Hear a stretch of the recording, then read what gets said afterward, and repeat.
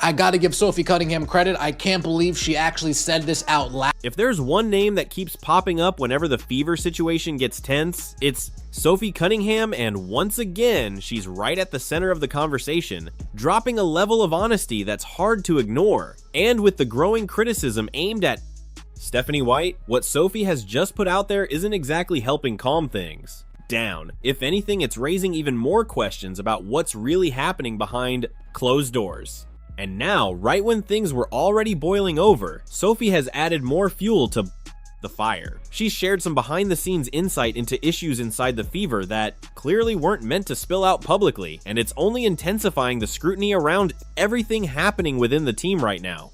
She said what came into her head, she said what she wanted to say, and I would assume people in the org are not happy with this situation. Let's get into it, and as the video goes on, I want to hear your thoughts in the comments.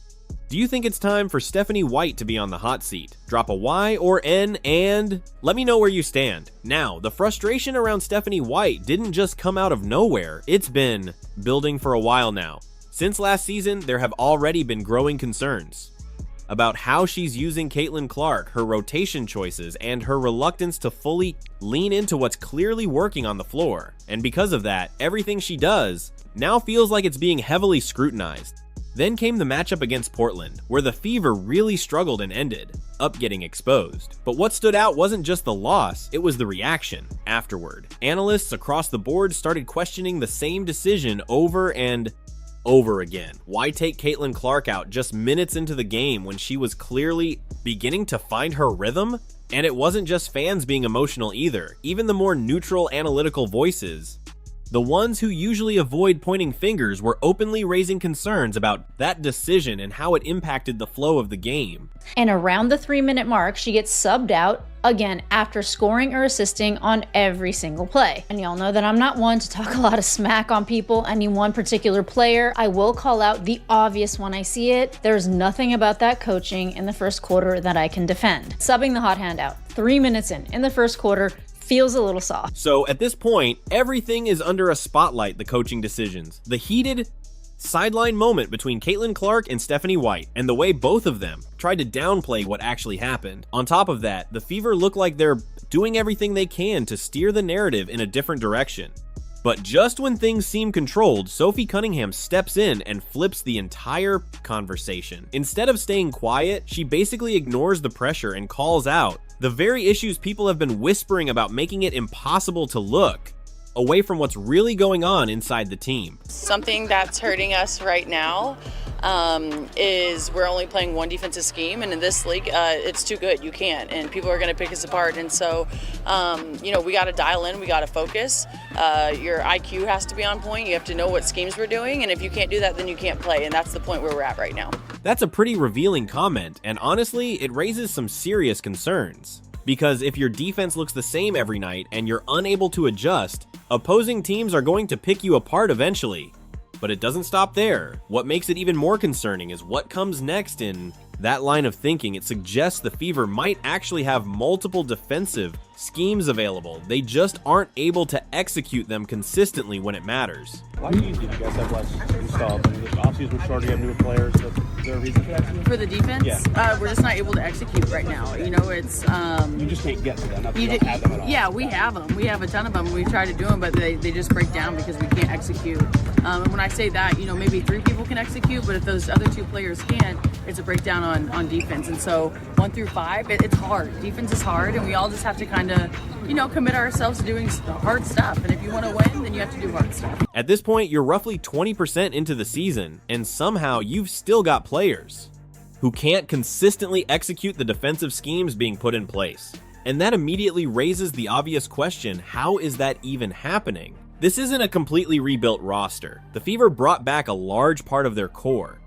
Yes, there are a few younger additions, but the majority of the group consists of experienced players. On top of that, one of their key additions, Ty Harris, has already played under Stephanie White before, so familiarity shouldn't be a major issue here.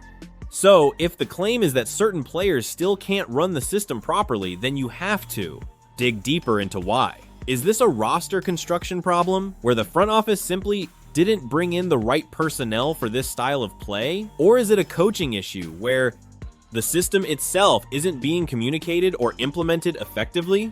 Because Stephanie White is known for her defensive background, yet the team is still struggling with consistency on that end of the floor. Whatever the root cause is, it's clearly reached a point where things have become serious internally to the extent that, according to Sophie Cunningham, the team essentially had a real wake-up moment behind the scenes. We had a long meeting yesterday. It was a really good meeting, and so hopefully we've kind of turned the page and everyone is kind of on the same page now, and so hopefully Thursday you guys will notice that.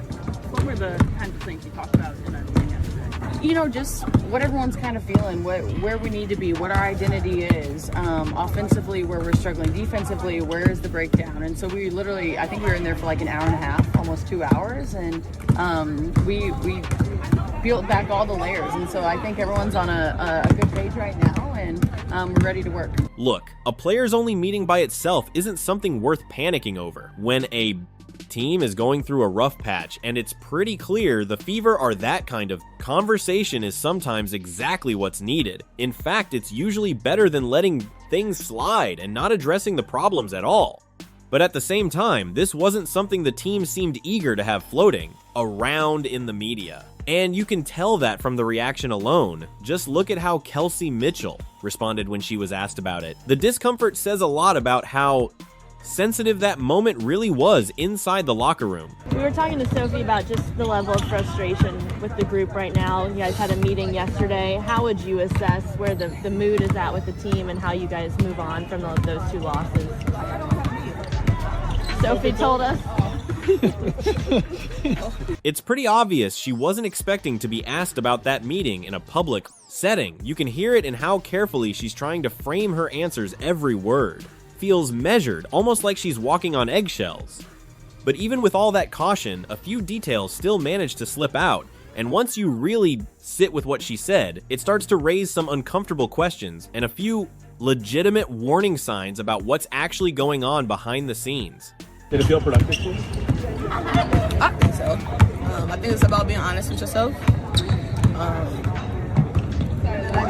I think our culture has been tested, like to figure out if we actually truly intentional about who we say we want to be. Only time will tell, you know. When a veteran player starts bringing up culture during a difficult stretch, it usually signals something deeper than just missed shots or temporary lapses in focus. It shifts the conversation toward accountability, effort, and whether everyone in the locker room is fully bought in. That doesn't automatically mean the Fever locker room is falling apart, but the tone does matter. And when Kelsey Mitchell responds to questions about whether these issues can actually be fixed with a simple "time will tell," it doesn't exactly project strong confidence that everything is on track to be resolved anytime soon. So now you've got Sophie Cunningham speaking up, Kelsey Mitchell acknowledging the uncertainty, and at this point, all attention naturally turns towards Stephanie White. And she's since confirmed that the team has had to step back and revisit the fundamentals, essentially going back to the basics to try and reset things internally. Sophie talked about only having one defensive scheme that you guys were able to execute and how that teams are able to kind of pick that apart. How do you as a coaching staff get it so you're able to fully install more defensive schemes to be able to do it? Yeah, you know, I think we had an opportunity based on matchup to really try to hone in on one. You know, when you're not executing a lot of things really well, you want to scale back and try to execute 1 or 2 really well and sort of get a mindset and get some confidence. But then you got to be able to expand, and I think part of that is challenging them to be able to do that and do that consistently. I think part of that's ownership. You know, of our players to be able to do it. You know, again, we have a lot of new players who are playing, who have been in different kinds of systems and who've been asked to do different things. Look, this is the reality now. These are professional athletes on real contracts, and the expectations that come with that are very different. And with Caitlin Clark on the roster, everything the Indiana Fever do is under a microscope. Every possession gets clipped, replayed, analyzed, and debated in real time. So when the message coming out of the locker room suggests that that the team can only run a limited version of its defensive system right now, that's a significant statement, especially coming from a defensive-minded coach. Naturally, it's going to spark questions about what's really going on behind the scenes. And when you start hearing about internal meetings focused on ongoing problems and team culture, it usually points to something deeper than just on-court execution, especially when Sophie Cunningham also mentions that last season the team was operating with a much wider defensive playbook, something like 10 different schemes. It raises even more eyebrows about where things have changed. That said, this isn't necessarily being framed as hopeless. Sophie still sounds optimistic about turning things around, but optimism alone doesn't solve structural issues. The concerns she's pointing to don't just disappear on their own, and at some point, responsibility has to be clearly defined for how things got to this point and how they're going to be fixed. You hope that meeting was that come to Jesus meeting, like a turning point where things can get, settled and resolved, where you can figure out who can play, because Stephanie White needs to figure out the rotations. Like, you can't just try all these lineups all the time. Who are the people that are playing?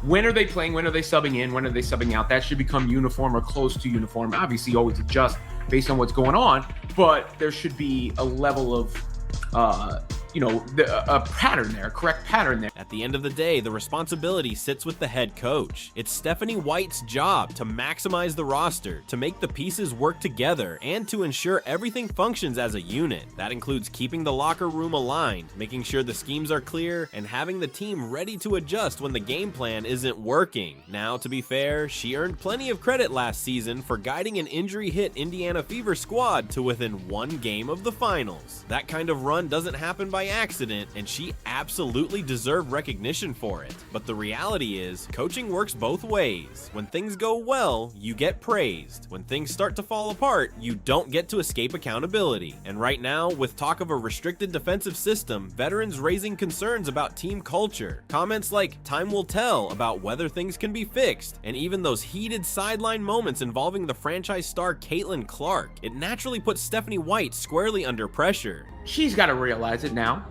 that these are important times for her, and to not be so. Now, there was that fake Sentinel-style rumor floating around about Stephanie White getting fired, and even Skip Bayless ended up running with it before the media quickly stepped in to shut it down. But whether that report was real or not, the bigger picture hasn't changed. The pressure is clearly starting to build. It's still early in the season, but fans are already frustrated. The on-court results haven't been consistent, and even though Stephanie White has handled the questions in a calm and professional way, you can't imagine she's thrilled that Sophie Cunningham publicly highlighted issues inside the locker room and questioned the team's defensive approach. Once that kind of information is out there, it only adds more fuel to the fire, because now every move is going to be scrutinized even more closely. And like it or not, in today's game, anything like this spreads instantly on social media. Fans pick it apart, debate it, and amplify it non-stop. That's just the reality of pro sports. The bigger the platform and the bigger the paycheck, the more intense the spotlight becomes. So I want to hear what you think in the comments. And if you've made it this far, drop a trophy emoji so I know you stuck through the whole thing. Appreciate you watching. I'll catch you in the next one.